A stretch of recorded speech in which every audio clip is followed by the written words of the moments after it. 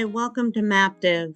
In this tutorial, we're just going to give you a quick overview of what each of the buttons does on the right-hand side of the map. Starting with our top button, we have our location list. This will literally list your locations, and it will list just what's viewable on the map. Search will open up the search bar. Satellite view just changes your map from this view to satellite view and back again.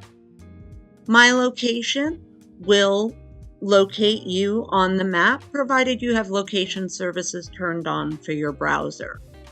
Export map image is where you'll be able to export the map image either as a PNG, a PDF, or a JPEG.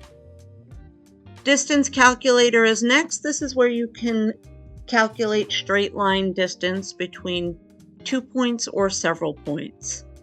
Location finder. This is a tool where you can search for any location and it will zoom in and show the 10 closest locations to that location.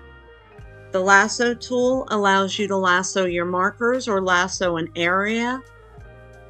Add marker allows you to drop a marker on the map or add a marker using the address information, the columns in your data.